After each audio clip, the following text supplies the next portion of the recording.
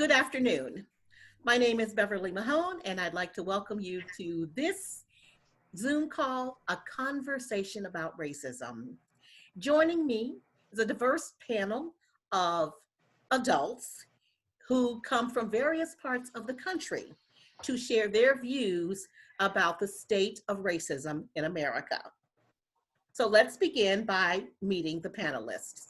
Let's start with you, Lonnie. Okay. My name is Lonnie Massengill. I live in Atlanta, Georgia, serving my church. I really grew up in Beverly's hometown of Canton, Ohio. I've been here about 35 years. Mike? Hi, my name is Mike Lowry, and I also grew up in Canton, Ohio, and I'm currently residing in Dallas, Texas, and I've only been here for a while. I'm here for work, so here in Dallas. Gary? Good afternoon. My name is Gary Jones. I born and raised in Goldsboro, North Carolina. I currently live in Philadelphia, PA. I did not know that. Yes, ma'am. Wow, it is a much smaller world than we even know. And Gary and I are connected on Twitter. And he sends out these beautiful, inspirational tweets every morning to inspire. And that's how we connected. But I didn't know the North Carolina connection. That's awesome. Mm-hmm. Thank you. Kathy? Hi all, I'm Kathy Bear. I grew up in Canton, Ohio, went to Canton McKinley with Beverly, and I now live in Akron, Ohio, which is 30 miles north. Ruth? Hi, everybody. My name is Ruth Marks Bradford. I was born and raised in Dallas, Texas, and I still live in Dallas area. We call it the DFW. I live in Duncanville now. Patricia? Hi, I'm Pat Murray. I'm from Chicago, Illinois, now living in Durham, North Carolina. I publish the Durham Skywriter on the community paper, and I'm also DJ Pitty Pat. Perfect. Thank you. Anthony? Hey, Miss Beverly. First, thank you so much for extending an invitation. I appreciate it. So my name is Anthony Blankenship. I was born and raised in Toledo, Ohio. Moved around a bit from there. The military landed me just outside of Austin, Texas, and I've been here for the last 17 years or so. Wow, and that's another Ohio connection. I didn't know. Bruce, last but not least, unmute yourself. Bruce Dunn from originally Brooklyn, New York. Met Bev at Ohio University. Living now in Daytona Beach, Florida. Been here for the past 24 years. And it's great to be with everyone again. Okay, perfect. Okay, so let's just jump right in. The first question that I have, and this is not the question I sent you, so it's going to be a little tricky. By a show of hands, how many of you know for a fact that you have another race, you are mixed with another race? How many of you know that for a fact? Okay, very good. Okay, so now let me ask those of you who raised your hands, what is the connection? So let's start with you, Mike. Who in your family is of another race? We're losing you, Beth. Who? You're broken. Okay, I did not hear you. Am I broken up? Yes. Okay, I'm We breaking didn't up. hear it at all. You froze again. Okay, sorry, I'm not sure what's going on with the connection, but you raised your hand about being mixed with another race. What is that? Who are we asking? You. Oh, yeah, no. Oh, I did a DNA test, and was predominantly Nigerian, about 32%, and Italian, another 30%. And a little bit Asian, like 2%, and some kind of Jewish thing there with a very small percentage, but and a little bit other European stuff, but the majority was Nigerian. Okay, Ruth? I didn't raise my hand. Oh, you did not? I thought you raised your hand. I'm sorry, ma'am. Patricia. Well, my dad's family started with a Cuban. On my mom's side, there's definitely a white person because my great-grandfather was biracial via rape. Wow. Okay, Anthony, and I've read some of the excerpts of your book, which is very interesting about the dynamic there. But tell me a little bit about that family dynamic. Thank you. So yeah, my mother is white and my father is black. Okay, and so let me ask you, Anthony, you said that your father spent some time in prison. Is that correct? He did. He did. Yeah. He ended up spending 10 years. And the book that she's alluding to is a book that's coming out in maybe mid-October that I wrote called First Generation Father, How to Build a Healthy and Happy Home When You Come from a Broken One. It's not specifically related to race, but race being such a big part of my background, I do talk about it to a degree. So who did you grow up with, the white side or the black side or both? I mean, I grew up with access to both sides, but I was raised by my mother. I never really lived with my father, but I did see him from time to time and spend time with him. And I am close to parts of my family that are black. My father ended up having 7 kids with 5 different women, some white, some black, a Cuban lady. So I have family brothers and sisters. I have dark-skinned brothers and sisters. I have mixed brothers and sisters. I have a really wide racial family. And does the white side of your family treat you any differently than the black side of your family? You know, because I mean, of course, yeah, natural. Okay. Go ahead. And the black side of your family probably treats you differently too, because they think that you might think that you're white. Of course, there's been the dynamics are so complex and so layered over the years, and as all of us, myself and them included, as all of our understanding of racial dynamics and the complexities of the issue has grown, our relationships have changed and the dynamics have changed, and they're still changing because the times are so complex now. And I'm seeing family and friends post things on social media that changes the dynamic of our relationship even today. So it's always, I want to say it's always evolving, but that implies that it's always moving up. It's always changing because honestly, sometimes I see the shit people post and it's moving back, it's moving down. Okay. All right. Thanks for sharing that, Anthony. All right. So let me ask this question. First question right off the top. What does having privilege mean to you? And do you believe that you personally have privilege? And let's start with you, Gary.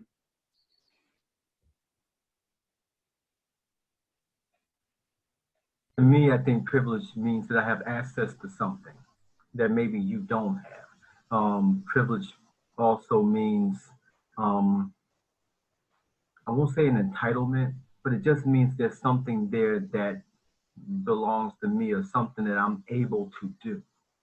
So if you ask me if I have privilege, I mean, I guess it would depend upon what are we talking about.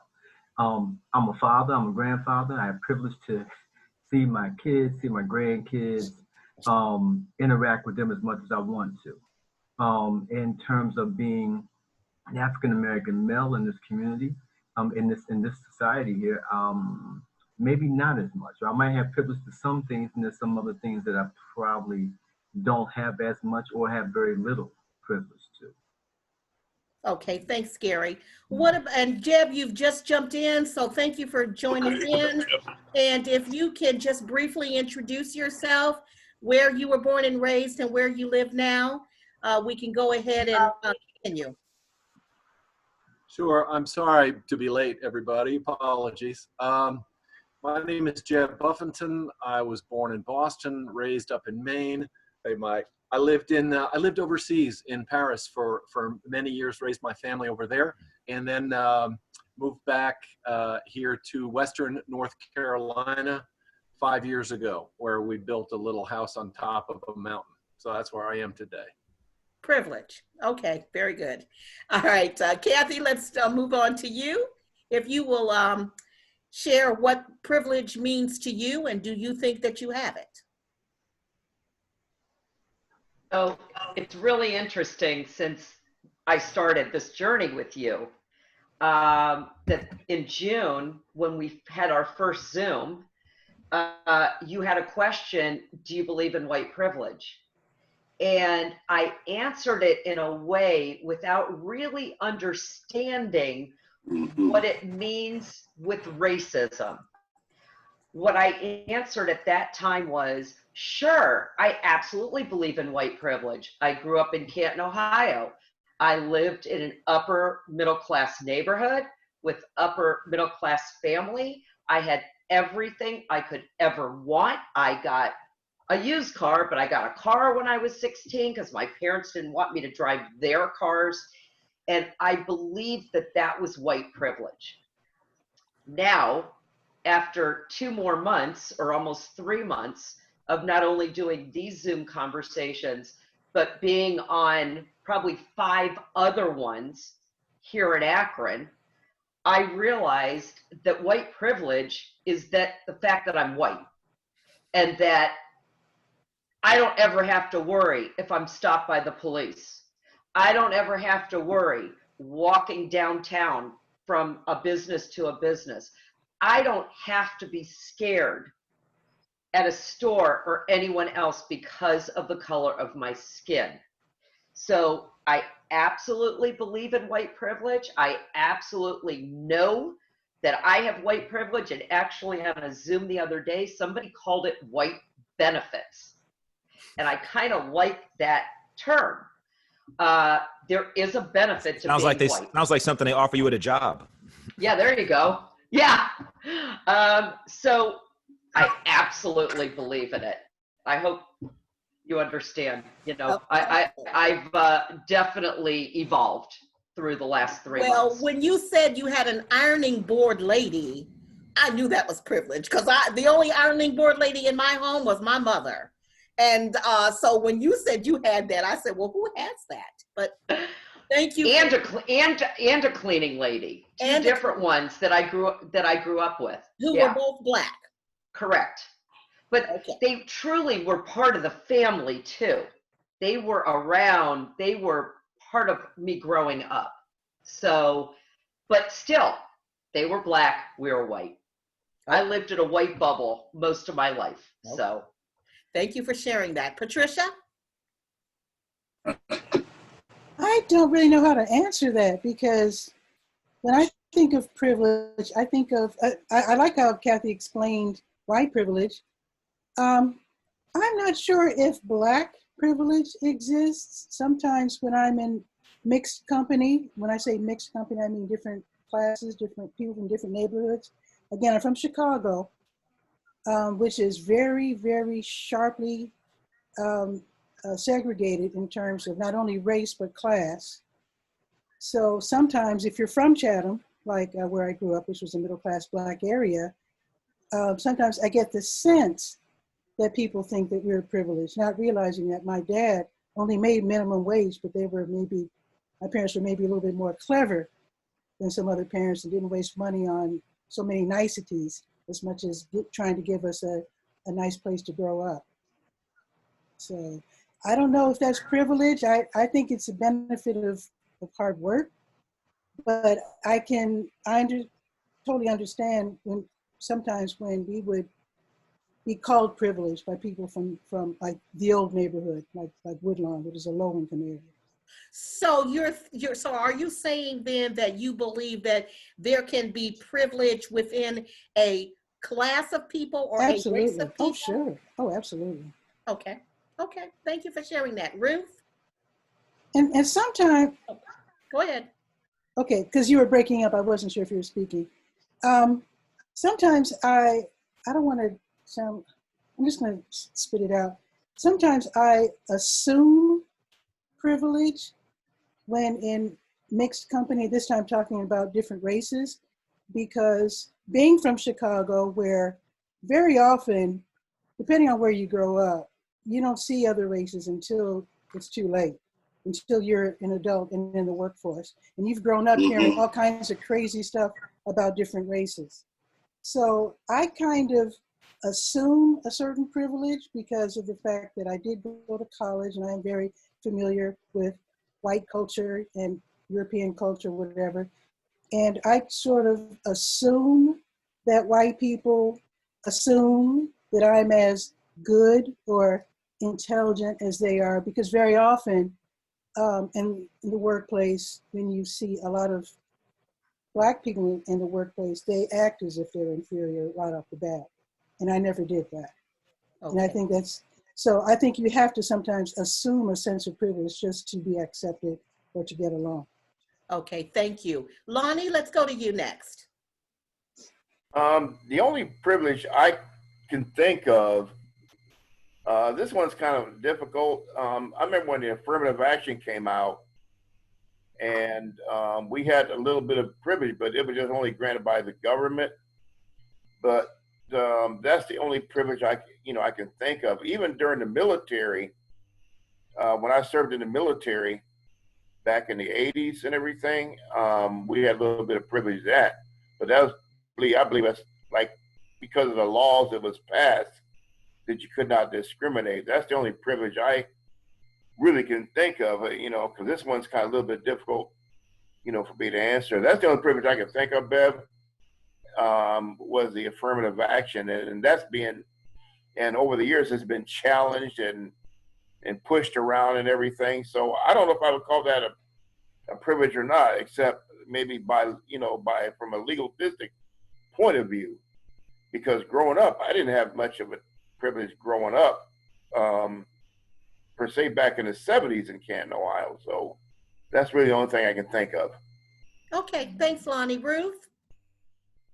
Oh, wow. This is I think- interesting. I think privilege. Oh, Ruth. I'm sorry, Bruce. Ruth. And then we'll go to you, Bruce. Ruth? Cool. then Bruce. That happens all the time. Growing up in a segregated area in Dallas, Texas, I grew up right in a Black neighborhood. I'm not white.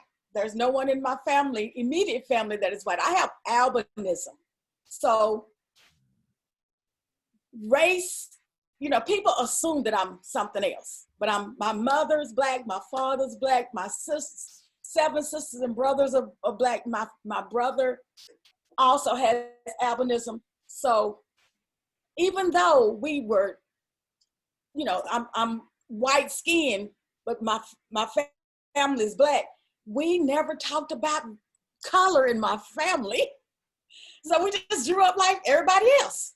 So I didn't feel privileged at all. I felt different, but not privileged. So I credit that to my parents bringing us up to accept ourselves as we are. Now, my parents were from the country in Arkansas. So by going from a rural setting to coming to Texas, and my dad became an iron worker, I feel privileged to be in the middle class, to have grown up as a middle class child in the inner city, as opposed to my neighbors. And then, in those days, I was born, I'm 66, 1954. So I grew up in the 60s. And in those days, we stayed next door to doctors, janitors. It wasn't it was a solid community. So I had all kind of role models. So I knew that when my dad went out of the house and built all the buildings in downtown Dallas, I knew where we came from, because we would always go back to Arkansas. So looking at how my family in Arkansas lived and knowing how we were brought up in the inner city in middle class, my dad was a union member, I feel privileged economically. So, but not racial. No, I caught hell. That's all I'd say. Okay, that's a good explanation. Thank you. Now, Bruce.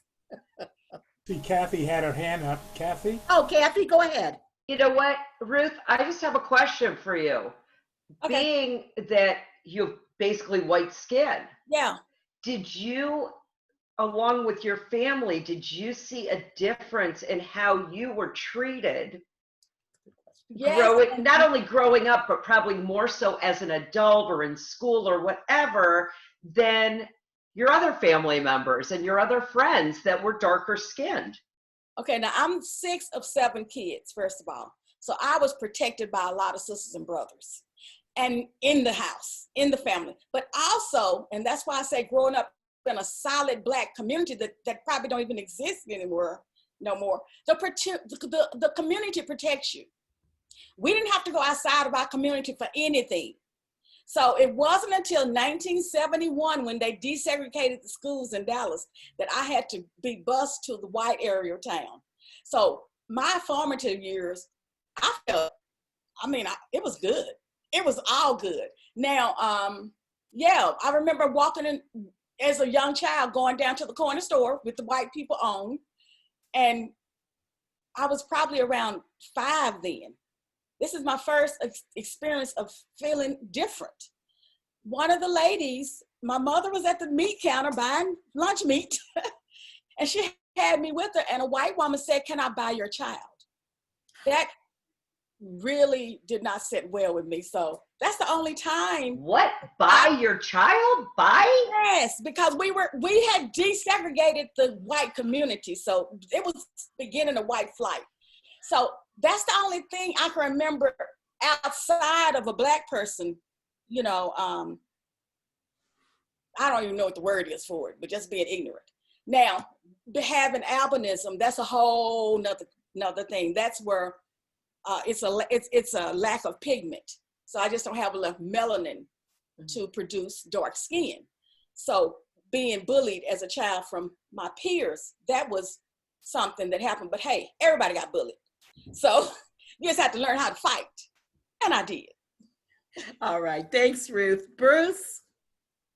Well, that's a interesting question because, feeling privilege or believing you have privilege, I believe I have privilege because of the industry that I'm in and because of the work that I've done and the level of success I have achieved. There's privilege that's tied to that. But growing up, kind of like Ruth, I grew up in Brooklyn, New York in the 60s. I'm 61. For the most part, it was a mixed community. Although there were black communities, it was a mixed community. Where I lived, they weren't called the projects. It was called housing. It was high-rise housing, not the projects. And I went to school with primarily Italians and Jewish kids. But you knew where not to go. It was understood. And this is probably why I say perspective, because I have a lot of 30-something young people that I have taught and have worked with that think I'm privileged because of what I've been able to do and accomplish. And during all of this craziness going on right now in the country with the current president saying the things that he's saying, some of the white younger generation consider themselves being discriminated against because we have black colleges and universities that they don't feel they can get into and earn scholarships. So they don't have an understanding of why that was even created to begin with. So it all depends on perception of privilege. Because I have a white colleague who feels there is no such thing as white privilege. Struggles he's gone through as a white male. Okay. All right. Thank you. Mike?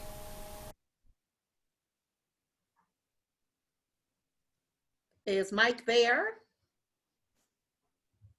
Mike, you need to unmute. Unmute. Okay, he's frozen up there. So let's go. Can you hear me now? Yeah, there you are. Can you hear me? Okay. You're next. Okay. Absolutely. I believe I have some privilege. One thing, like it's already been said, I believe that a lighter pigment in my skin has allowed me some privileges, believe it or not, being a black man. And, I grew up really on the wrong side of the tracks with 7 kids also, but we didn't have no money or no supervision, and we had to fight for something to eat. But that involved to a very successful business career where my name recognition allowed me another type of privilege. It was like a celebrity in that circle, if you will. I got to travel the world and all that stuff.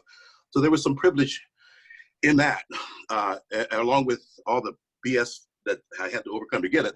But this hat that I wear every day that says veteran gives me a privilege. This is a privilege that I can put on. And when I deal with people, the first thing they say to me a lot of times is, "Thank you for your service." And I wear it intentionally. I wear it at work. You know, I deal with large loss and big money people, and so when I approach them, they tend to not look at me and look at my hat first, and then we start from there. That becomes the starting point. So I believe that that's a form of privilege that, and Lonnie, you mentioned the military thing, but get you a veteran's hat and watch what happens, sir. That is a different kind of privilege. So yes, I believe that I experienced a privilege of sorts. Great, thank you. Anthony, how about you? Do you believe that, what does privilege mean to you, and do you believe you have it? Well, first, I want to again thank Mike for inviting me, and I want to thank you for bringing up that veteran thing, because that popped into my mind for you specifically, because I share that same privilege. I absolutely believe privilege is real. I mean, to me, it's inarguable. Of course, it's real. And like Mr. Bruce said, it exists on, you know, here we're talking about the dynamic of race, but obviously it exists in multiple levels. There's like financial privilege, there's cultural privilege, there's family privilege. Some people have the privilege of having a mother and father in a stable home where they saw a healthy and happy dynamic in that relationship, right? You talk Yes, about sir. a real life privilege. That may trump everything, honestly. But of course, I believe that here we're talking about race. And I see it a little bit differently as I grew up in a mixed background. Privilege to me is an advantage that you have relative to the people around you. So you can't really have privilege without comparison. I can't have privilege without it being relative to the people around me. So there have been times where I've experienced white privilege, where I've been given the benefit of the doubt, where I've been seen as an individual instead of the totality of my race, which is part of what Kathy talked about, where that is part of white privilege, where a person just sees you. They don't see you and make you the spokesperson or the totalitarian experience of all of that race, which is what so many African Americans and people of color experience all over. Not just Black folks, but anybody who's a minority in a community. Oh, an Indian kid, you are India to a lot of people. And that's, you know what I mean? Having to deal with that is part of the opposite of privilege. But also, and this hasn't been talked about yet, within the Black community, and I only say this typically in certain company, Kathy and Jeb, y'all seem all right, so we're going to talk open and honest. Within the Black community, there's also a certain opposite of privilege. So when you want to be endeared to the people around you and you're darker skinned, you have a certain privilege within that community too, where a person like myself or a person with lighter skin might kind of be seen like, man, this dude ain't even, just like you kind of alluded to at the beginning, Miss Bev. I've had Black family look at me and go, oh, you think blah, blah, blah, or you act blah, blah, blah, literally just because I'm not, because of the color of my skin, right?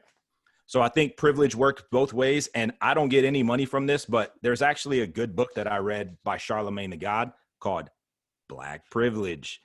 He is he's a radio host. He's a host of that show, The Breakfast Club. So Right. It's a good book. If anybody's Well, looking you for know, something. you bring up something interesting, and before I go to Jeb to wrap this up, I kind of want to bring this up to you, Gary, because of all of us on the call. You and I probably share a closer of skin tone, and maybe that's because of the light in the window. You may be very fair, I don't know. But do you think, Anthony said that, and maybe I'm wrong, Anthony, but let me kind of regurgitate what you said. You said that darker, within the Black community, the darker skin tended to have more privilege. Is that what you said? Than the lighter skin? Is that what I thought you said? I'm sorry, you broke up. Do you believe that darker skinned people in the Black community have more privilege than lighter skinned people in the Black community? Is that what you said? That's a really broad brush. What I'm saying is colorism within the Black community exists. Colorism means we look at people and assign them either more or less value because of the color of their skin. Oh. Sometimes colorism works in the opposite, where people go, oh, the fairer the skin, the better. Sometimes colorism works in the opposite, where they go, you old light skin, beige, waffle colored, da, da, da, right? Okay. So what I'm saying is Yes.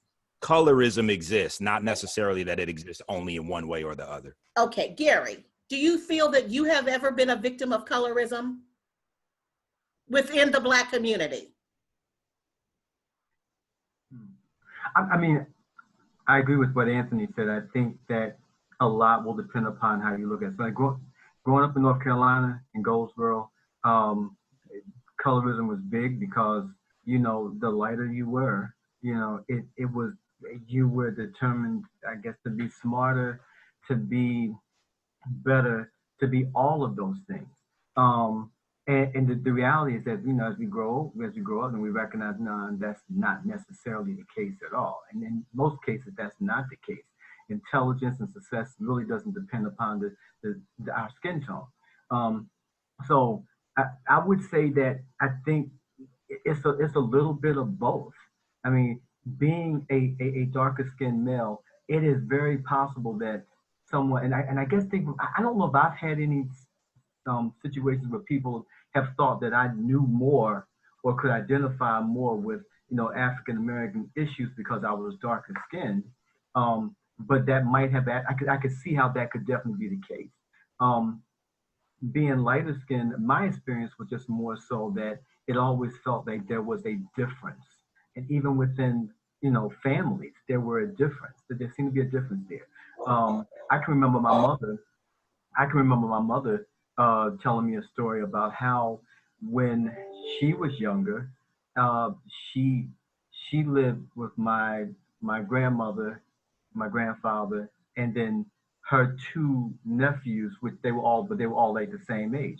They would ask my grandmother for money to go, I don't know, to the movies or something like that, and they would, you know, my grandma would say, no, I don't have it. And then let's just give them a story, say maybe 30 minutes later, a couple of cousins would come by, and because in my family, we had from the very dark to the very light. It just ranged that way. And these are all close cousins. So two of the lighter skinned cousins would come by. Aunt Emma, you know, I'm going to the movies. Can I, you know, have some money to go, you know? And my mother would say that she would give them that. So now, was that colorism? Possibly. Could it have been that my grandmother just liked them better than she liked her own grandchildren and I don't know, but it definitely exists, and I definitely can see how it plays out. So personally, I don't think I've ever had anyone say that to me, but I definitely could understand where Anthony's coming from. I'm sure that it's very, very real. Okay, great. Thanks, Gary. All right, last but not least on this question, Jeb, what does having privilege mean to you, and do you believe you have privilege? Kathy, I think, said it very well. Growing up without fear of the authorities. We touched on this in the last group that I participated in, your group, which was a different set of people. Someone spoke about talking back to a police officer at a traffic stop, you know, like mouthing off to an officer, something, I don't think I've ever done it, but I'd be too afraid to. But you know, I think white people feel much more comfortable with that idea than Black people would, and for good reason. That's nothing we earned. We were born into that privilege, into that, you know, being able to, you know, to do that, to speak our minds without being afraid. And I think that fear would have, you know, must be crippling. And it takes a lot of courage to get past that. I grew up in a very racially aware household. My dad was a teacher, and in the summer, he worked in civil rights. He went down to the South and helped people register. He was a campaign manager for Ed Brooke, who was the first Black senator elected after Reconstruction, elected from Massachusetts. So I grew up with a white, suburban, liberal perspective on race relations. My dad put us in the Dodge Dart. We lived in a suburb near where he taught, Milton, Massachusetts, and drove us into Roxbury and said, look around, what do you see? What's different? And it was obvious. And he said, this exists because banks won't loan money for Black families to get mortgages outside of a certain area, the red line. You know, that was a lot to take in as a kid. And I have to mention that when y'all are talking about about how skin color also affects within the Black community. I'm a guitar player and grew up loving the blues and listening to a lot of blues music. And when Bessie Smith and other singers would sing about high tone and yella and all of that stuff, I had to learn what that meant. And I thought, oh my God, you know, we've created this terrible example. And now, you know, my family, my dad is fighting to give everybody a decent chance. And now it's being applied within the community that, you know, I mean, from the white liberal perspective, that we want to save, right? And it's like, oh my God. But I think my dad was from that generation that felt like they were going to lead Black people out of or away from prejudice. And what's different with my generation and really different from the next generation on, because I'm 62, just like Bruce, is we're not leading anybody anywhere. We're listening now. And that's my perspective. I'm just trying to shut up and listen. I don't have the answers. I just know I want to help. That's all. Okay, and you know, the colorism, I might also add, the colorism that exists in the African-American community, the Black community, is the direct result of slavery. So let's just keep it real. Let's not sugarcoat anything here. That's something that the white plantation owners, slave masters, perpetrated back in the day. Okay, so let's move on and let's talk about education a little bit here, because I believe that your education upbringing does a lot to kind of shape you and motivate you as you grow into adulthood. So let me start out by asking this question. And it's not a question I sent you, so you might have to think about this for a minute. What grade were you in when you had your first Black teacher? What grade? Do you remember the name of the teacher, what they taught? How old were you? So, Bruce, go ahead. It was my mother. Your mother? I mean, she taught us in a school? She taught in a school, and I was there. So it was my mother who was my first Black teacher. What grade were you in? First grade. Okay, great. All right, Lonnie, you remember your first Black teacher and what grade you were in? I was at J.J. Burns School back, I believe I was in the 5th grade. Since I was in special education Black back then, it was Mrs. Helen Bennett, the late Mrs. Helen Bennett. And that was my first Black teacher. Very, very interesting. She kept the class lively. And so I really enjoyed being at her because I had a learning disability back then. God, I overcame that and all that, but that's Mrs. Bennett. And you know, Lonnie and I went to the same elementary school, and I didn't even remember any Black teachers until I got to the 7th grade. And it was my math teacher, Miss Bayless. But up through that period, I didn't even know there were Black teachers in the building. The Black people I saw were either the secretaries or the assistants or the janitor or whatever. So it was surprising to learn from Lonnie that, yeah, there were some Black teachers there, but they weren't teaching, I guess, in the mainstream that I guess I would call mainstream. And Beverly, let me add to that. There was 2 of them that I remember, Mrs. Helen Bennett and Mr. William Pollard, Pollard. I had him too. And what was so funny, hashtag when my father died, Mr. Pollard and his wife came to our house to pay our respects to my dad, who worked in the school system as custodian. Yes. And so, but again, at that time, I was a special education. They were both special education teachers. They were very, very talented. Mm-hmm. And so, but they was there. They would go down to the cafeteria. They'd go talk to my dad and all that other stuff. So that's to me, that was a privilege back then to have those teachers, and they made me to where I am today because they believed in us, in me, as a matter of fact. So. Okay, thank you. And I loved your dad. I loved Mr. Massengill. Every time I'd see him in the hallway, he was cool. But anyway, all right. Ruth, how old were you? What grade were you in when you had your first Black teacher? First grade, Miss Haggerty was my homeroom teacher, and I didn't get my first white teacher until I was a senior in high school. So I felt like I have privilege in education. I feel like I have a HBCU all through school. I was upset when they took me out of my school because that was my cocoon again. So first grade, I'm privileged in education to have all Black teachers through all my school year. Thanks, Ruth. Mike? Okay, actually, my first and second grade teachers were at Lathrop Elementary School there in Canton, were both Black women. One of them was a cousin of mine. And yeah, right off the bat, and I kind of anticipated, I expected that as I was growing up.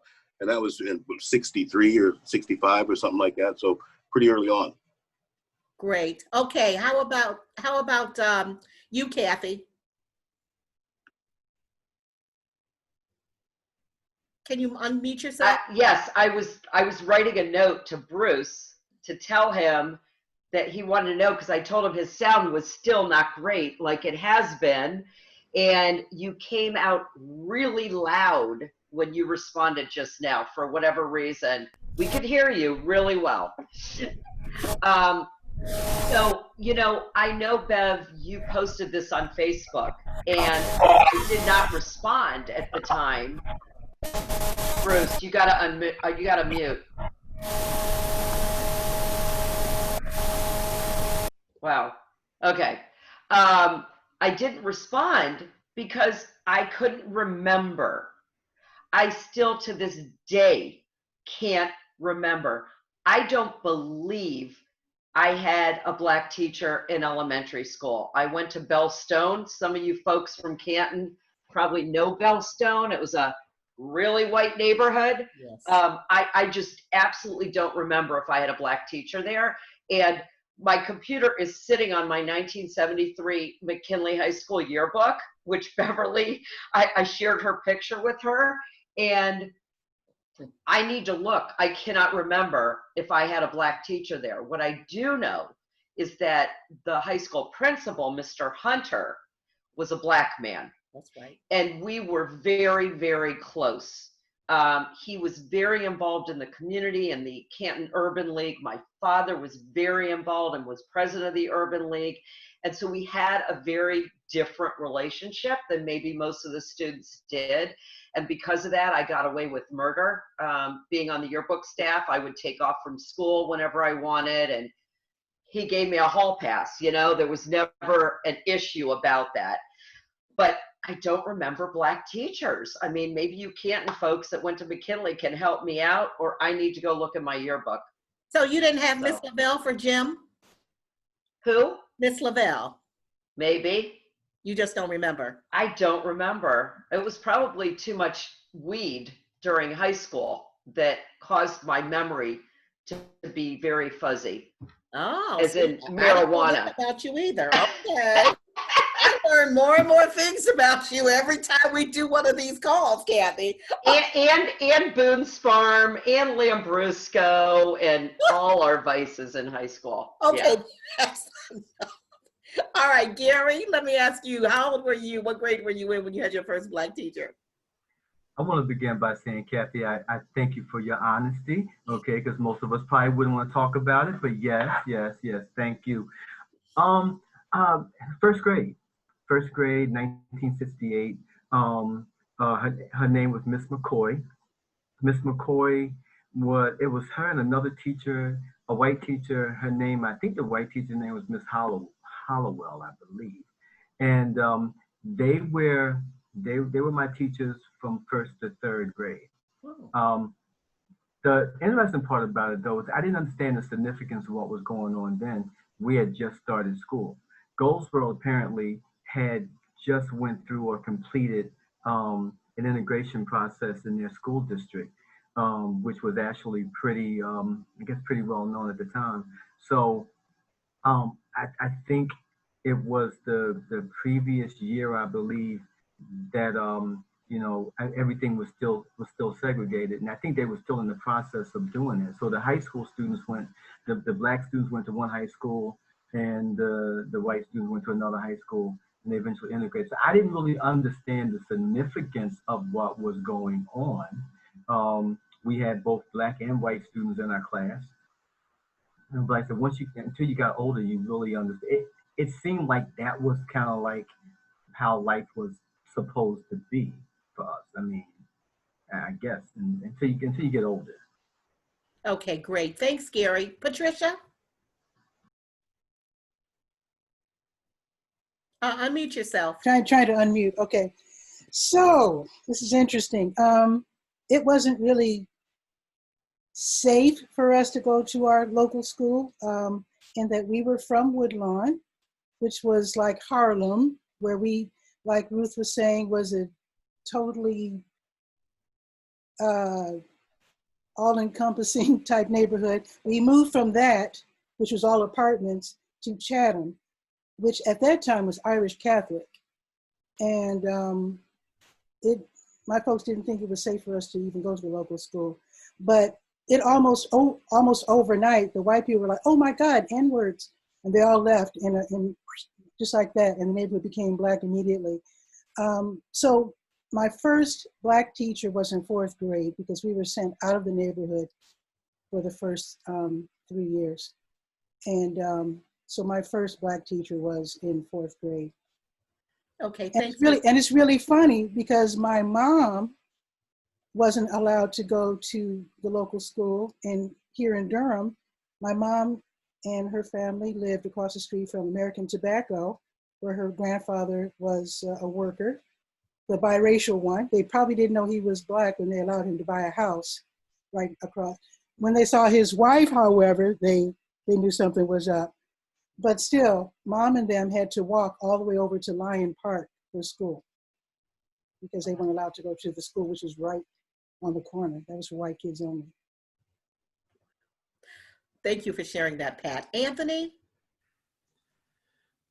Yes, ma'am. Thank you. So I had the educational privilege of both of my preschool teachers were black women.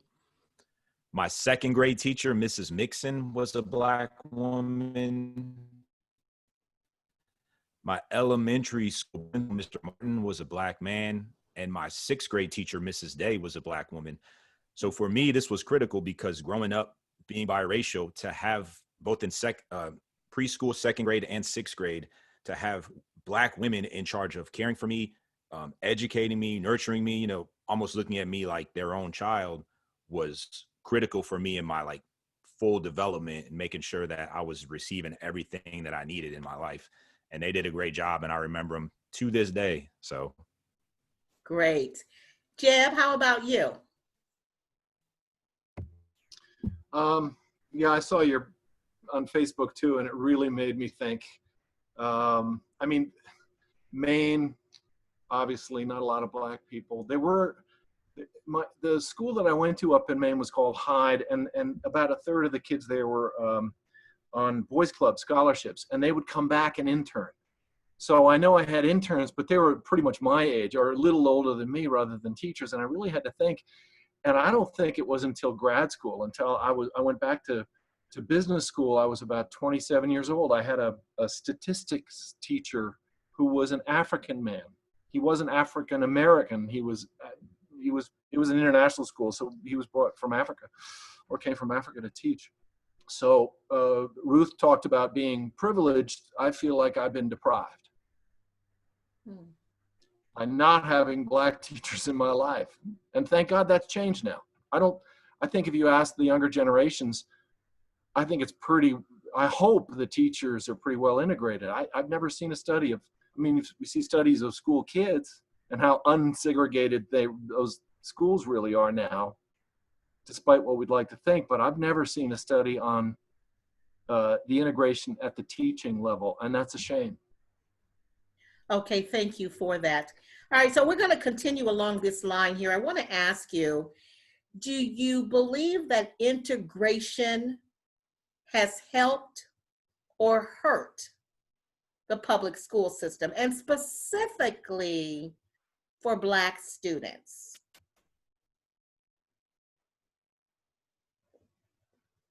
Ruth? Yeah, you see me thinking. That hurts so much. Even just thinking about it, there's a deep hurt for me because, like I told you, I went through 1st to 11th grade. I mean, it wasn't that the community, I mean, I'm 4 blocks from downtown Dallas, okay? So it wasn't that we were in a self-contained community. We were in a red-line segregated community. So that's how it was. We would have white people in our community making money off of us, but they weren't living there, you know? So then when they closed my school, my senior year, that was a devastating aspect for me. Didn't get over that for years. I was so angry because I lost my safety and my family. Because then back in that day, communities were family. Now, like I told you, I went to school, I never had white teachers, but all those teachers knew my entire family. They knew I was a Marx child. So you lost, so the safety that we had back then, and there were some white kids that were in high school, a few Mexicans, a very few, okay? Maybe 1 or 2.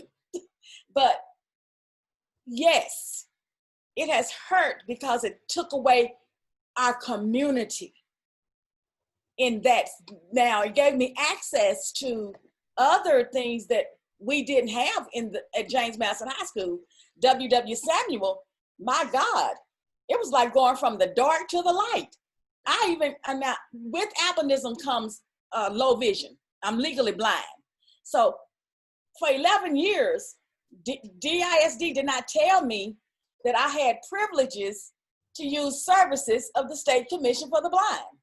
It wasn't until I became a 12th grader, 16 years old, that I got access to counselors that could connect me with services that set me up for success for the rest of my life. So there are some trade-offs. Now that I'm 66, I can see hindsight is 2020.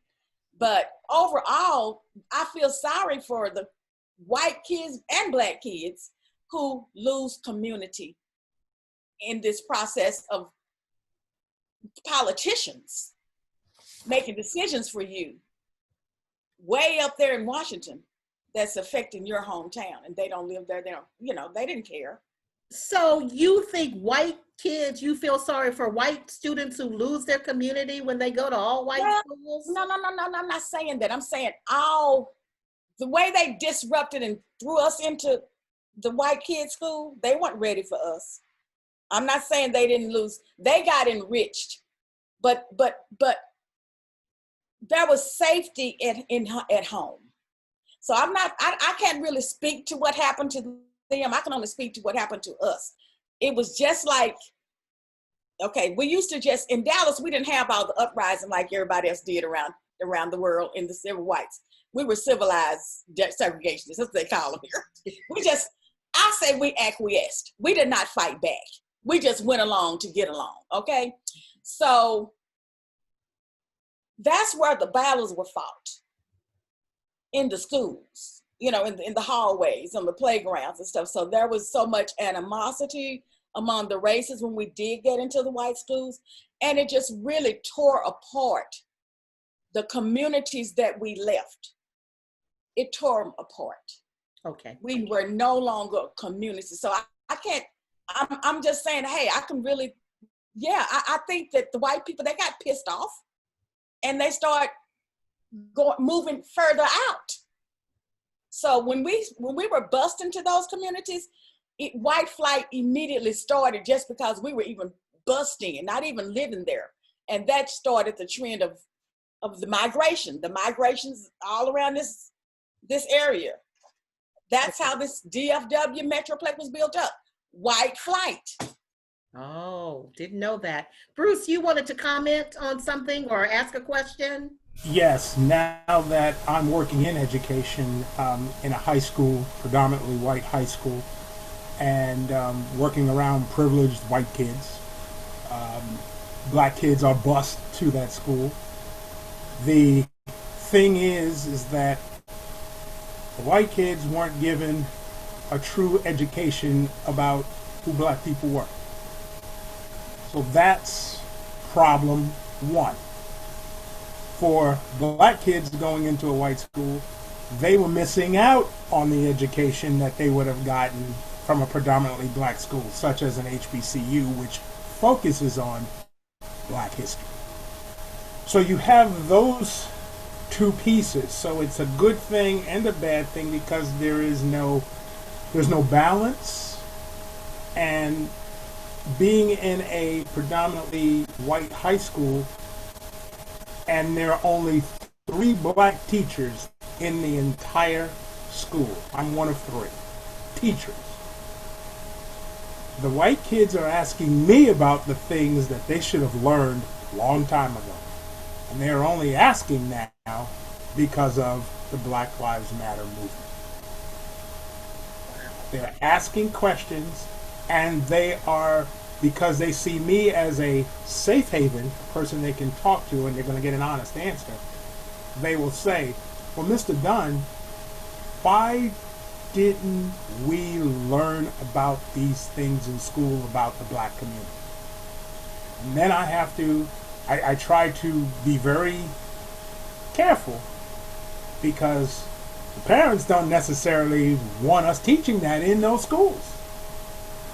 So I don't want to give them too many perspectives unless their parents are willing to follow up on it.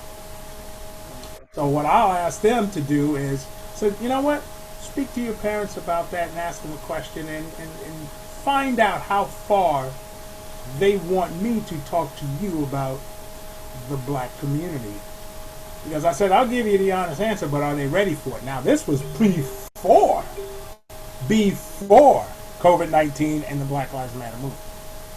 So can you imagine what that's going to be like now when I go back into the classroom in 2 weeks? Okay. I don't know if these kids are ready for it. Are they ready for you? Okay, thanks, Bruce. Vicki just joined us, so I'm going to have her pop right in. Vicki, briefly introduce yourself, where you were born and raised, where you live now. And the question to answer is, do you think integration has helped or hurt Black students specifically? Do you think integration has helped the public school system, Black students specifically? Unmute yourself, please. First, my apologies for being late. We're finally getting estimates on the storm damage from last week. So we're kind of running around the house right now. But anyway, I'm glad to be here.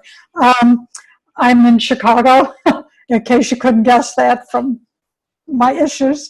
And I'm a writer, and that's what I do. I'm not a product of public schools. I went to Catholic schools, K through 12. I did not attend a public school until I went to college. Actually, my junior year of college. Anyway, I've observed a lot. My sister has taught in public school for years. And I have a lot of friends who have gone through the system and teach in the system. I remember as a kid, you know, when schools were being forcibly integrated.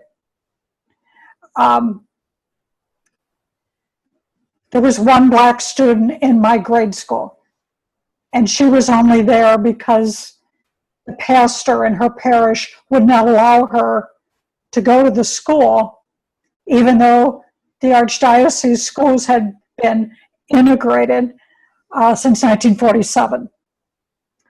She was my only Black classmate, my first Black classmate, the only one in grade school. But as I've watched schools being quote unquote integrated, to me it's sort of like a other changes in society, we will give this lip service. We will do the bare minimum to say that we're integrated because we have black bodies here or brown bodies here, then we're integrated. Well, that's not what it means, at least not to me. You know, to me, I've seen too many people who were ignored. You know, even the girl in grade school, you know, it was like she's there, but we don't acknowledge her. And they were almost invisible. And because of that, I don't see it as integration. I don't know what it is, but it's not that to me. You know, in high school, I went to a dangerously liberal Catholic girls' school, and, you know, we studied Black experience as much as you could then. There's much more available now.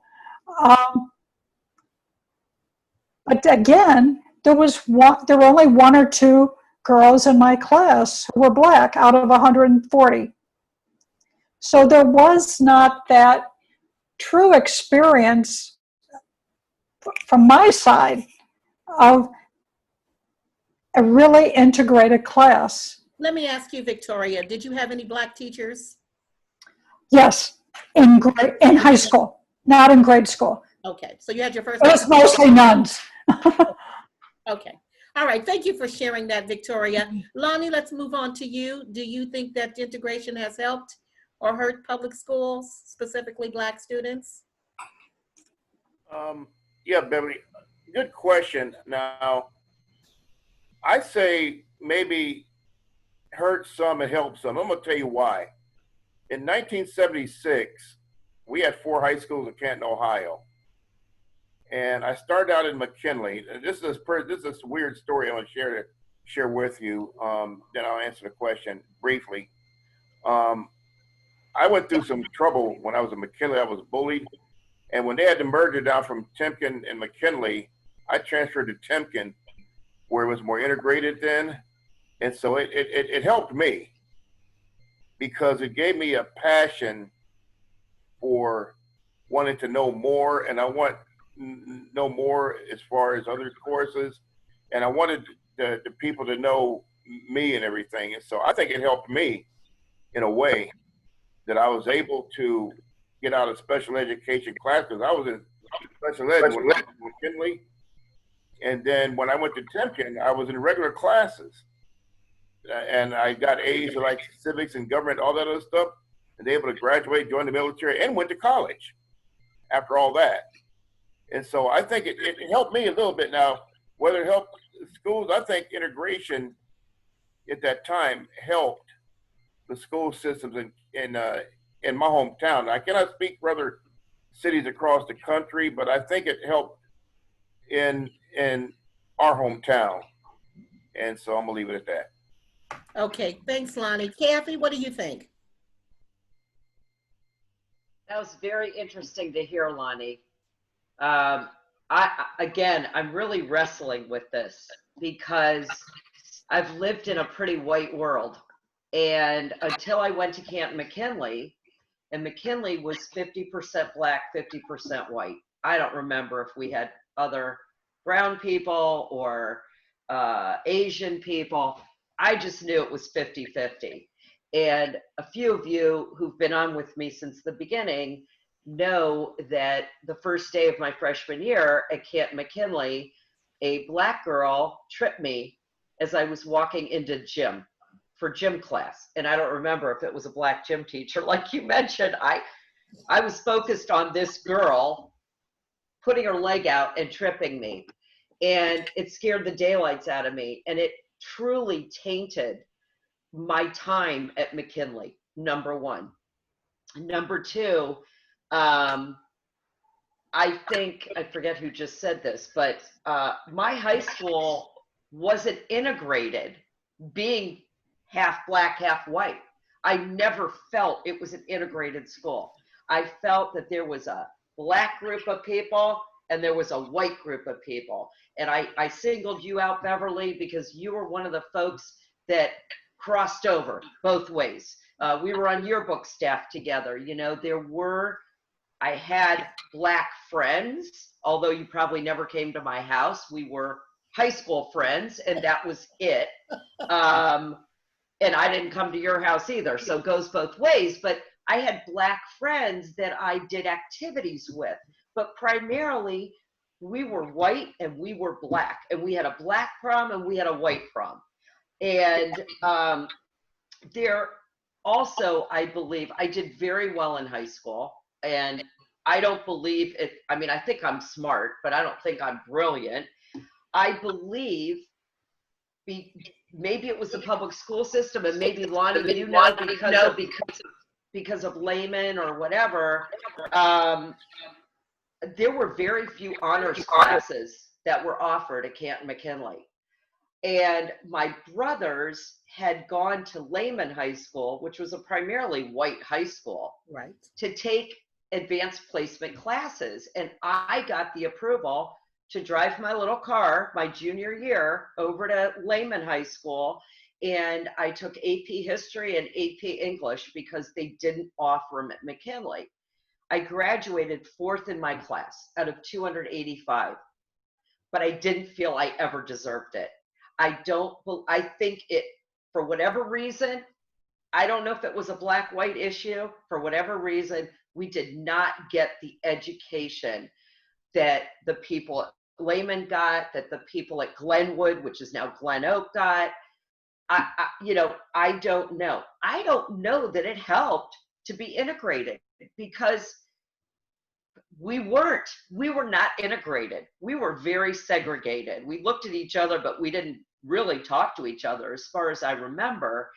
And I feel I wasn't prepared for that in my world. And I'm also Jewish, so I have a very Jewish world that I still live in. But I did, even through high school, I had my Jewish friends and I had my white high school friends and that I hung out with. And that transferred on to going to Ohio State. I was in a Jewish sorority, and those were my close friends for the most part. So I don't know. I wish, my parents were, we dealt with a lot of anti-Semitism growing up, being Jewish. And I don't think my parents ever told me not to be with Black people, or, but they didn't educate me either, like Jeb was talking about. I didn't get that from my parents. I didn't drive through Black neighborhoods. They didn't talk about it, although my dad was very involved with all different races of people in the community, but it was kind of his thing and not our thing. And so it didn't translate at home. And I'm still struggling to this day, which is one of the reasons I'm doing this and 5 other Zoom conversations that are Black and white right now, because I didn't learn when I was a kid, and I don't believe it's ever too late to learn. Okay, and I just want to interject something there, because Kathy, Lonnie, Mike, and I all did go to the same high school. And for me, I felt I had to assimilate.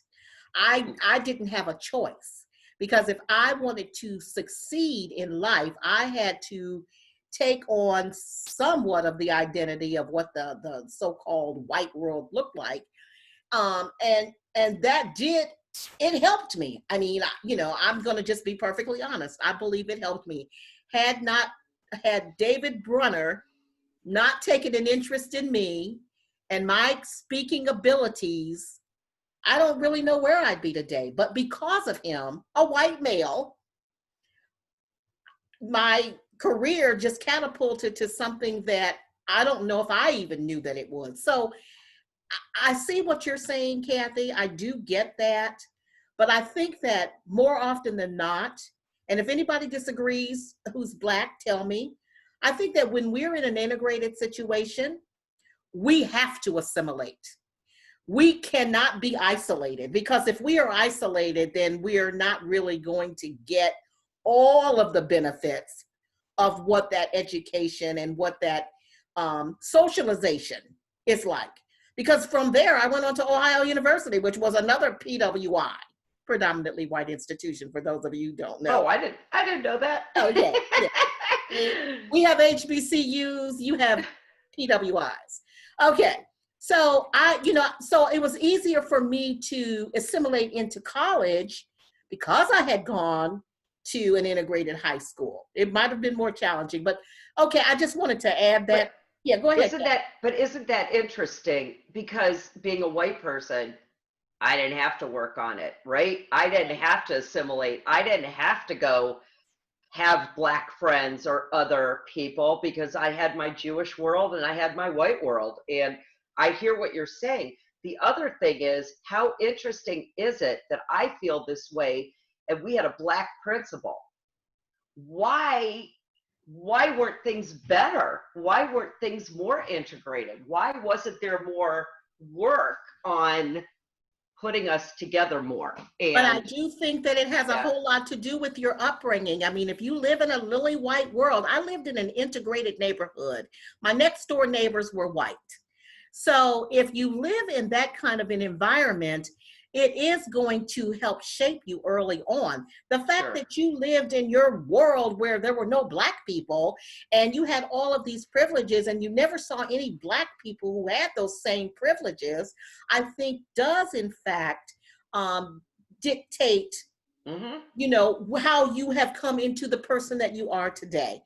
And Lonnie, I saw you, and Anthony, I saw you. So go ahead, Lonnie. Yeah, Beverly, I grew up in a white neighborhood too. And so that really shaped me. But when I was in McKinley at that time, it was personal for me because I was looking for a way of escape because I was bullied, because of the bullying that had occurred. And let me be frank with you by saying this. I went to a school like Timken. It was integrated. And when it became integrated, I started becoming more, I started engaging with the people there, especially in sports and everything. So at that time, I was looking for a way of escape, and I got that when I went to Timken and everything.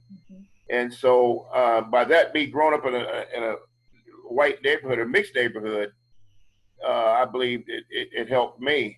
Exactly. Okay. So I'm just being honest. Thanks, Lonnie. Okay, Anthony. Yes, ma'am. Thank you. I can't really speak to the segregation benefits or detriments because school was segregated way before I went to school. I just had a point to Kathy's question about if we had a Black principal, why didn't he do a better job of making sure that everybody understood the cultural differences and whatnot? But part of that is it's important to understand we talk about white privilege.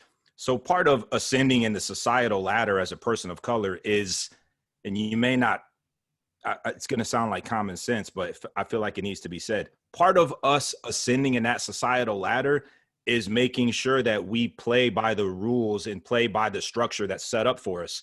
So very similar to how when President Obama was president, a lot of people said, as soon as he became president, people who were opposed to him were like, you better not freaking promote this Black agenda. And you better not. And a lot of people of color were disappointed that he didn't do more for people of color. Right. But as soon as he said the slightest thing about the injustice in policing practices in communities of color, people on the opposite end immediately said, you're not the Black president. You're supposed to be the president. So you better not freaking come in here with that Black agenda. So it's important for people to understand, to Miss Kathy's point, well, you're the principal. Why don't you come in here and make sure that everybody XYZ? He's got to play the game at a level in order to keep his position. He's got to play chess, right? He can't just come in and go, guess what? Every month is Black History Month. He's got to play the game. And I see people recognizing that because we all got to play the game to some degree. So I recognize that question, and I can't really speak to segregation, but I did want to touch on that. Thank you very much. And you're so right about that. We play those games every single day. Gary, let's move on to you. What are your thoughts about this question? I think my thoughts of integration would be, if I could just give an analogy, but not really an analogy. Has anyone in here, other than myself, engaged in a relationship where you meant to do your best, but you just were unable to do it? You tried your best to make the relationship work and it didn't work? Oh, we all had that. Yeah, I'll say that. Yeah. Well, for me, I think that's what integration is. I think integration was an attempt to try to remedy something that was wrong from the first place. But I think the problem with integration is I'm a guy who, with the exception of say a half of my 8th grade year, every school I went to was integrated. I've benefited from it. So I think that some people who have been in integrated schools have obviously benefited from maybe a level of education that might have been there that might not have been in some of the schools in our community. With that being said, I think integration has been in our community probably something that has been more negative than positive. And I think in the sense of not the attempt of trying to integrate schools and give all of our kids education, equal opportunities in education, the problem is we try to put something in place when society really didn't want that, or when most of society did not want that. So you put something down on paper legally, but I think then what happens is you're going to give it the bare minimum. Problem is we've had communities that have given it the bare minimum of trying to make it work and still not really funding schools the way they needed to be funded. I think all of those type of situations play a part of integration, and with people moving out of neighborhoods because they don't want to be in the same, don't want their kids in the same schools with kids that are coming in there. So the thing is that the issue with integration is that we still had other issues that was never resolved. And one can argue that those issues have not been resolved. And that doesn't mean that everyone is either good or bad. It just means that those issues never were resolved. Integration was an attempt to make it happen, but we did not put the push behind it to make it happen. So a lot of kids in a lot of areas ended up becoming short. Some people never were able to get any benefits from integration. And within our own community, probably a lot of stuff was still stifled. So I guess I'm saying is I think the initial attempt for integration meant well, but it was also met with communities that did not want that to happen. Okay, thank you, Gary. Bruce, you wanted to say something quickly? Just something real quick. I also typed it in the chat comments. Integration became the law before it became a cultural understanding. And that's going on to what Gary said. It was forced upon people, both sides, white and black. Black folk felt they were getting a better education if they could teach themselves, because they knew they weren't going to get the quality education that they needed in order to succeed and survive in a world that didn't cater to them. So thanks, Bruce. Patricia, how do you answer this question? I see both advantages and disadvantages to integration, but I think it depends on the community and the income level in some cases. Now, in my case, like I said, we moved from Woodlawn to Chatham in Chicago, and the neighborhood very quickly went from white to black, and we were brought up in I like the word cocoon because it really fits. The being forced to assimilate, we didn't get that sense because our parents, I'm not saying my parents, but some of the parents in the community, like we lived across the street from a judge, down the street from a fireman. My mom was a teacher. This is the neighborhood where the pilots and the doctors, et cetera, lived. Although we did have a nice mix because my best friend, her parents were former sharecroppers from Mississippi who didn't, I think the dad went up to 5th grade, the mom went up to 2nd, and yet they were still middle class because they were clever and hardworking. In our case, segregation was great because everybody was black, almost everybody was black. The teachers, for the most part, were Black. And we were brought up in a way that the teachers made us feel like they were proud of us, you know, and they wanted us to succeed. They took a special interest in us. And most people I know had a teacher like Mrs. Stratton, where people my age who didn't have, we had only Negro History Week, where we learned that George Washington Carver made 300 things out of the peanut, and that's pretty much it. And they would, of course, Martin Luther King hadn't even been assassinated yet, so we were learning just a couple of little things about Black history. But Mrs. Stratton brought materials from home, and she taught us so much about Black culture. Of course, it started in the home. My parents brought us up to be very Black conscious.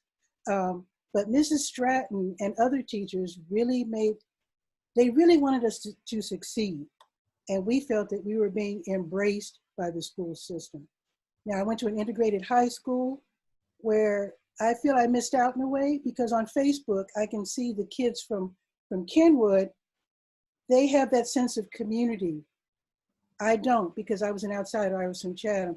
And another thing about segregation, Chicago was a community-based school system, so you went to school in your community for the most part, except maybe high school, maybe not.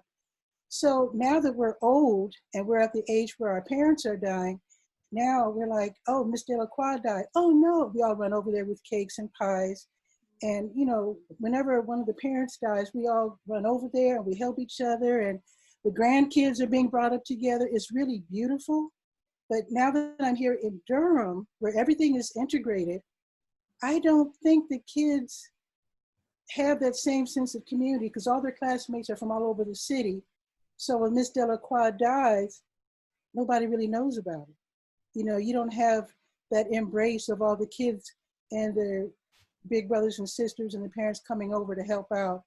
And you know what I mean? It's kind of like a lack of, it's good in that the kids don't hear the weird things about each other that you don't get to find out whether it's true or not until you're an adult, like in Chicago. Like, we grew up hearing that white people didn't wear underwear. I don't know if they do or not, but I'm just saying.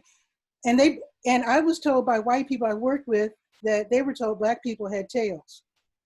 So we didn't get to even meet each other until it was almost too late, until we had gone to our HBCUs. I went to an HBCU, and then finally met white people in our 20s.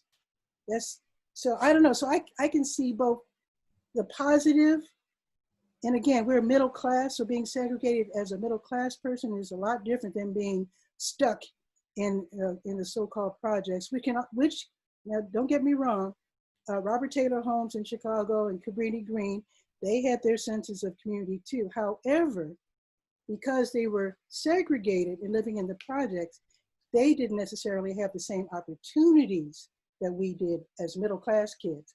So I think when poor kids are segregated, that can be a bad thing.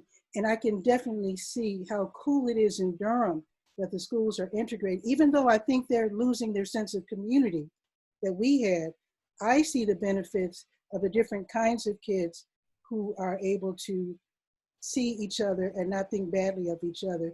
I mean, all the Hispanic kids that I meet here in Durham speak English. They came over here speaking Spanish.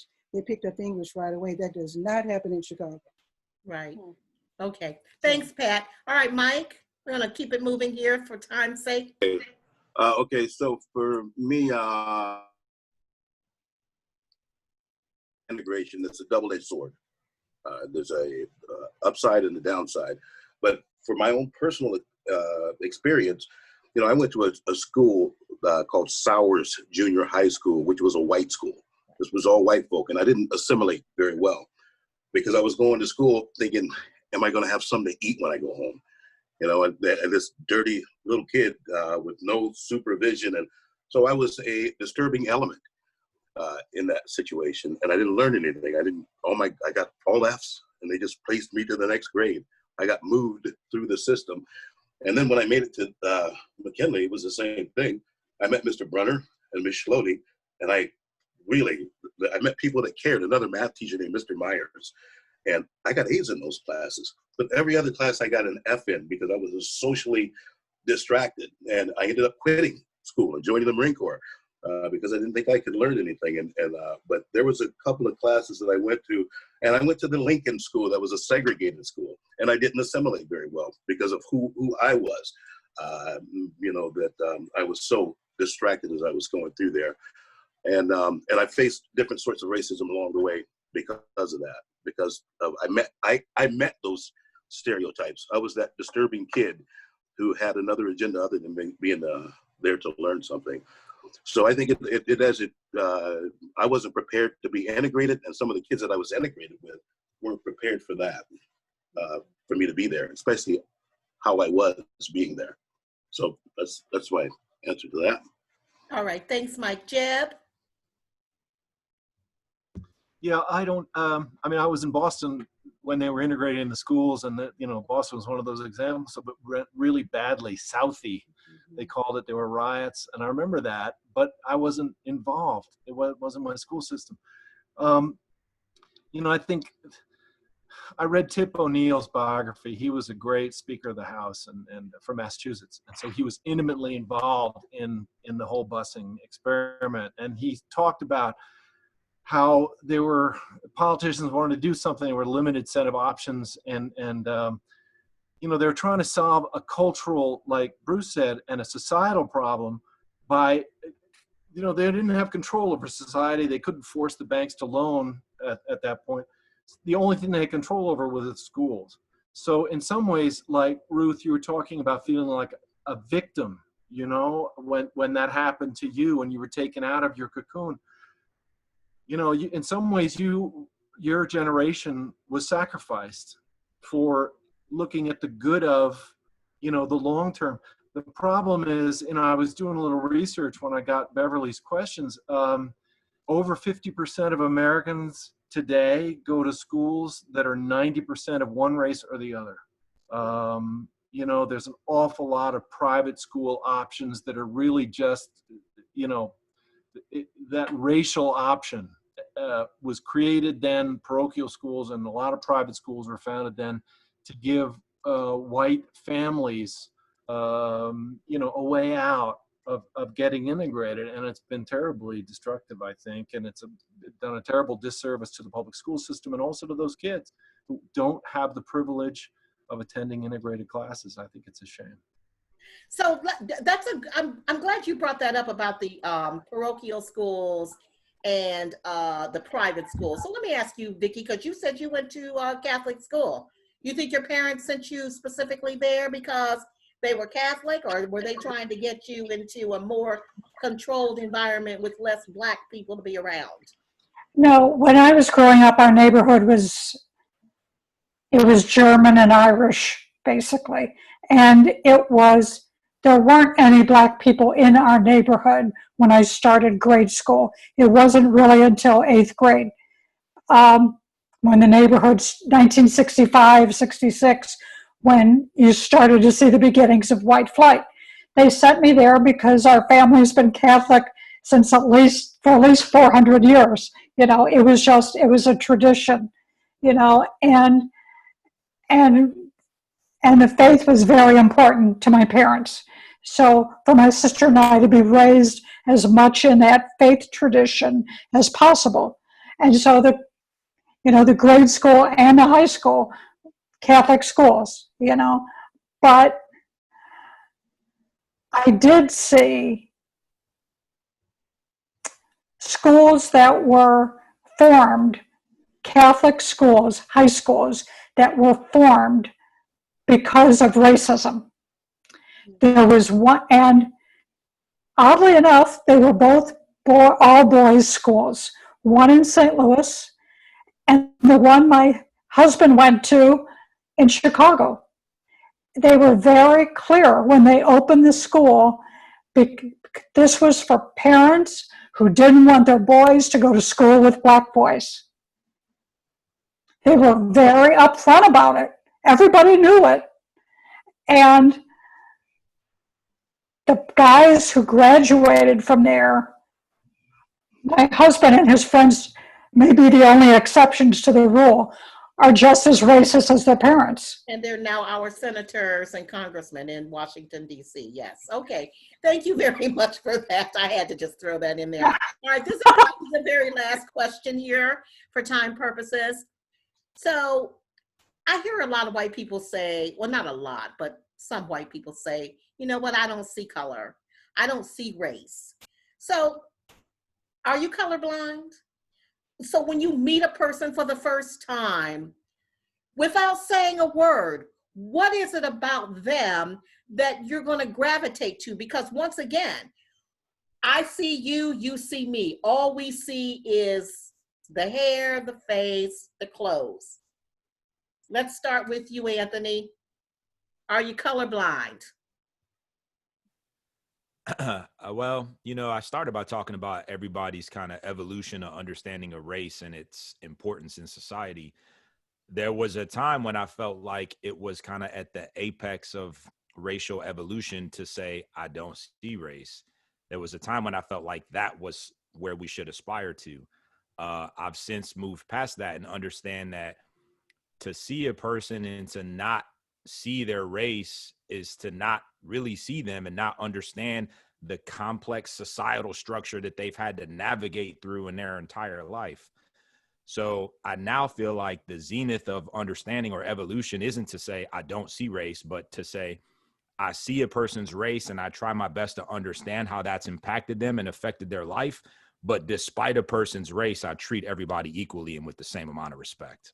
All right, thank you for that. Gary, let me ask you, are you colorblind? If you see a person, what is the first thing that's going to stand out to you to determine whether or not you're going to want to get to know that person better? I'm not colorblind. I mean, I think that being colorblind means that you're just going to totally ignore all the issues that we talk about with race. But even more so, that means if I'm colorblind, that means that I'm not even going to look at you for who, you know, for part of who you are and what you represent. You know, in other words, I'm not even really going to give myself a chance to see your culture, how your culture impacts you, or any of that type of stuff. So now I'm not colorblind. But when I see a person, their color is not necessarily the first thing that I see. I mean, I see it because obviously I can see. But the point I'm making is that it's not the first thing that I particularly gravitate towards or gravitate away from. For me, I'm looking at attitude. I'm looking at your behavior. I'm looking at how you're responding to me. I want to see you as a person. If you're white, I want to see you as a white, but I want to know what that means to you, because I think part of the problem when we throw the term out as white, and please, guys, correct me if I'm wrong. When we throw terms out like white and black, we don't stop to think what that means. So I'm looking at Jeb, I'm looking at Kathy, I'm looking at Vicky. I can say that you guys are white, but I don't know, are you German? Are you Irish? Are you English? You know, are you Dutch? I don't, you know what I'm saying? So I'm like totally negating a whole big portion of you guys just simply because I just see one thing. And then likewise, it's the same thing. A person can look at my skin, see that I'm black, or assume that I'm black, or assume that I'm African American, can assume that I'm from the South, but I might not be. I could be African Caribbean, you know, I could be African from the mainland. The point I'm trying to make is that that's what happens when we see color, but when we don't acknowledge the fact that it's there, you know, we totally take away a huge portion of who that person is. I want you to see me as a black person. I want you to get to know what that means. I teach, and I've had students that have said the same thing. Well, we don't talk about it.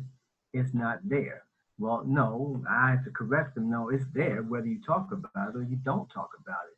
So, I mean, I don't want to take up too much time, Bev. I don't know if I answered the question or not, but I mean, I think that ultimately what I see in a person is, as we start to talk, your conversation, your behavior, who you are, that's the thing that's going to gravitate towards me. But I mean, so I might not particularly be focused on your color per se, you know, but I don't negate it because that is a part of who you are. That's a part of where you come from. It's a part of where I come from. I think we have to acknowledge that that's it. I think part of the discussion that we don't have in America is that nobody wants to acknowledge the fact that those are issues. Those are issues that have been long standing. So I hope I answered your question. I You don't know. did. You did. Yes, you Okay. did. Thank you. Kathy, let's move on to you. Well, I don't think I could compete with the last two answers because I already just learned a ton and wrote some of these things down. I love Anthony who said, I see race to better understand who people are. I'm definitely not colorblind. I never was. I'm in a different place in the last 3 months than I was before that, and probably for the rest of my life. I have changed so much.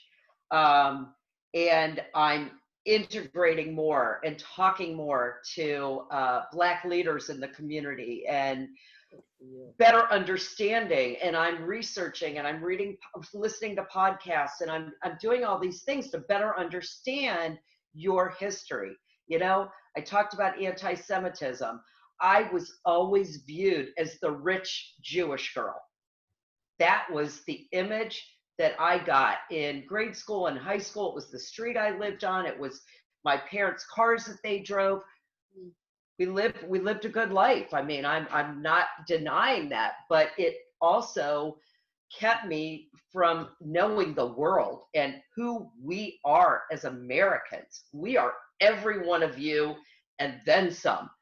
And I love the fact that Gary just said, you know, black isn't just black and white isn't just white. We all have a history. We all bring something different to the table. I don't think I'll ever be colorblind, and I won't be because of just some of the things I heard today and opening up my mind to just understanding people for who they are and where they came from. I'm proud of you, Kathy. She's come a long way, folks. I'm very, very. I have. You don't even, well, Mike was on the first call. We all know. So yes, I'm very proud. Okay, we're going to keep it moving here. Lonnie, let's go on to you, and then we'll go to you, Ruth. Okay, no, I'm not colorblind. I never was and I never will be because of my upbringing and the way I grew up. My father taught us to accept everybody for who they are. My father had friends, my mother had friends. So no, I'm going to say no. I'm not colorblind. I see everybody as equal, and I'm going to leave it at that. All right, thank you, Ruth. Okay, as I said, growing up with albinism, that when I saw that question, it's like, oh no, I don't want to talk about that because I've got a lot of touchy points. But color to me is acceptance of self. So no, I'm not colorblind. Thank God my parents taught me just to accept myself as an individual. But if to go there saying colorblind, that's just something that America has created. We need to throw that away in terms of race, because to me, having a visual problem, colorblind means you can't see color. And that's a condition that people have. Now there's some glasses now that have been invented where a person that is actually colorblind, and that's mostly males, they can put the glasses on and they start crying like babies because they can see color for the first time. So I wish we would even just stop that conversation about that's just a cop-out. Leave it alone, people. You're touching into an area where people like me who have suffered, conditions, you're getting into medical terms there. Leave it alone. It shouldn't be in the colloquial talking about race. So I get real crazy when you start talking like that. Let me stop. But colorblind, no, I'm not. I'm accepting, because it's almost like you're refusing to see a rainbow. God made a rainbow for a reason. That's all I got to say. Thank you. Patricia, Pat?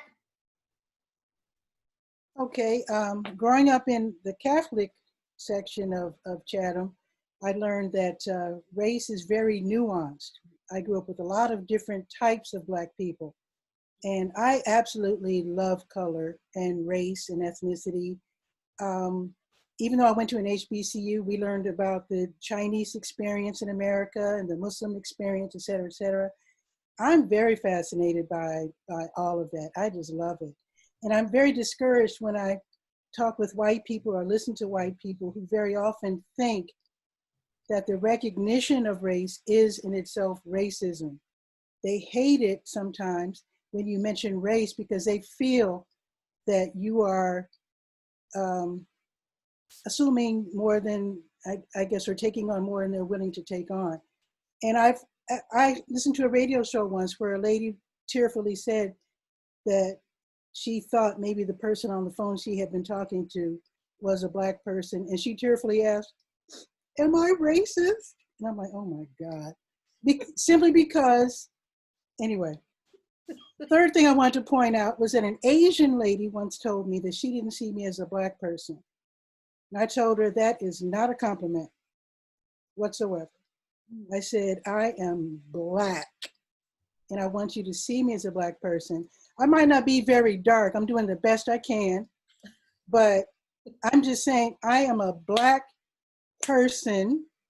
Our politics might not be the same, but there's a lot to discuss. And I'd love to discuss race and ethnicity and stuff with anybody who wants to, because I think it's super fascinating and don't see it as a detriment or something to avoid. Very good. Thanks, Pat. Mike? As far as the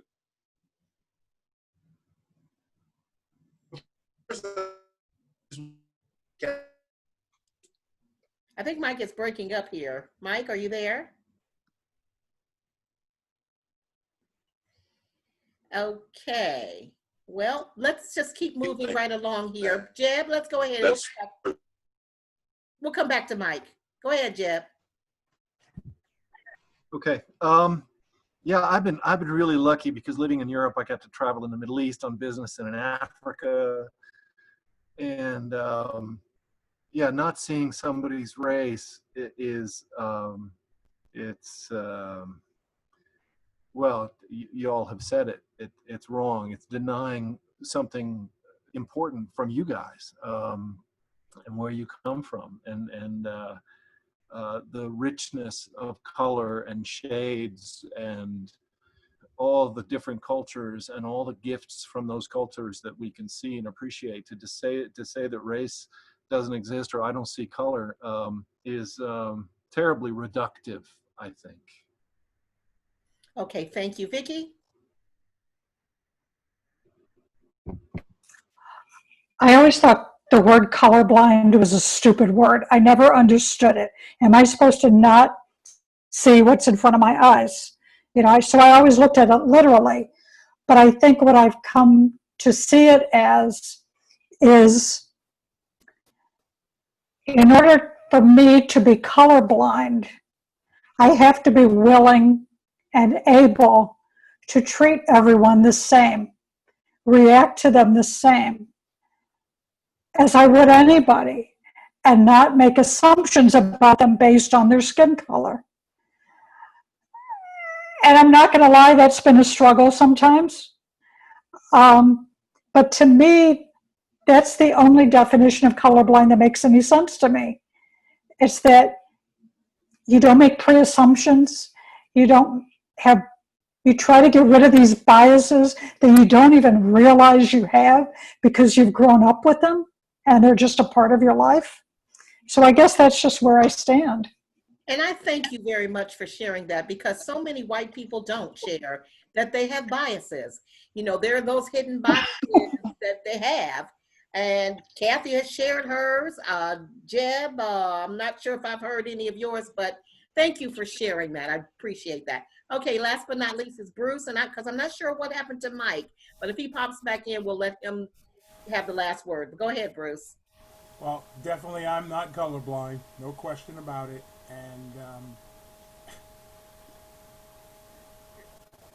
Anthony said it perfectly. Gary said it perfectly. Ruth said it perfectly. Patricia, everyone has already said everything that needs to be said as it relates to colorblind. I still have friends that I went to school with in Ohio University that says, Bruce, I don't see color. I said, stop saying that. Stop saying that. And I explained to them why. But I'll say the one thing that opened my eyes more than anything else. Because when I went to Ireland, I was there for a month, and someone was giving me a tour, and they were walking down the street, and I'm seeing all these white folks, and they're saying Catholic, Protestant, Protestant, Catholic, just by looking at them. See, I didn't understand the struggle of Ireland until I went there. And they were able to, this one person was able to walk down the street and identify folks as Catholic and Protestant just by looking at them. So how can we be colorblind if you can see Catholic and Protestant just by looking at them? Right. All right. Well, on that note, I'm going to say it's time to wrap it up. I am so thankful that all of you, including Mike Lowry, who dropped off the call, could be with me today to talk about race and racism in America. Hopefully, what this will do is allow you to go beyond this call and connect with each other and keep the conversation going. Pat and Vicki, you're both writers. You have something in common. Ruth does a live every day on Facebook. Lonnie also does a live on Facebook. Jeb is there. Let's connect with each other, folks. Gary is on Twitter. Vicki, I hope you'll reach out to him and connect with him on Twitter as well.